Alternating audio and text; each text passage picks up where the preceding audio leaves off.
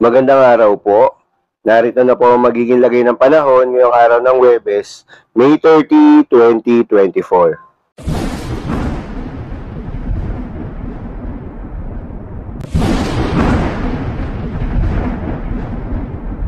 Sa kasalukuyan na tayon sa pag-asa, itong southwest monsoon o hanging habagat ay ramdam na ngayon sa kanlurang bahagi ng ating bansa, na siyang nagdadala ng mga maulap na kalangitan na may kalat-kalat na mga pagulan at pagkidlat pagkulog.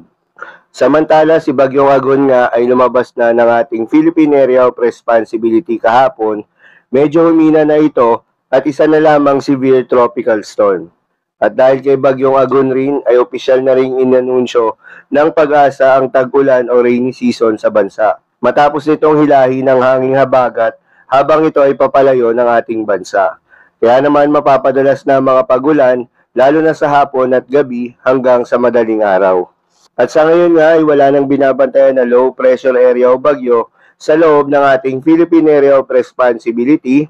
Ngunit sa labas nga ng ating PAR sa may South China Sea ay may nabuong bagong sama ng panahon na pinangalanan na Invest 94W ng Joint Typhoon Warning Center.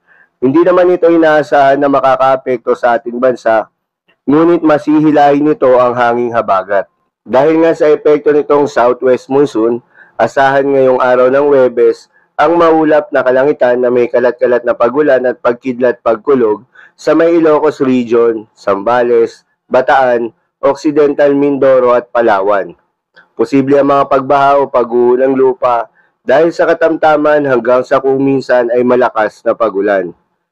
Habang sa Batanes at Babuyan Islands naman ay asahan ng maulap na kalangitan na may kalat-kalat na pagulan at pagkidlat pagkulog. Dulot naman yan ng frontal system. Posible rin ang mga pagbaha o pagguho ng lupa dahil sa katamtaman hanggang sa kung minsan ay malakas na pagulan. Sa Metro Manila naman at iba pang bahagi ng bansa ay asahan ng bahagyang maulap hanggang sa maulap na papawirin na may kalat-kalat na pagulan o pagkidlat pagkulog. Dulot naman yan ng mga localized thunderstorms. Posible rin ang mga pagbaha o pagguho ng lupa during severe thunderstorms. Dahil tagulan na, iba yung pag-iingat po sa mga kababayan natin sa mga banta ng pagbaha o pagguho ng lupa. Ugaliin rin na magdala ng payong o anumang pananggalang sa ulan. Para naman sa lagay ng mga dagat baybayin, ayon sa Pag-asa ay wala nang nakataas na gale warning sa anumang seaboards ng ating bansa.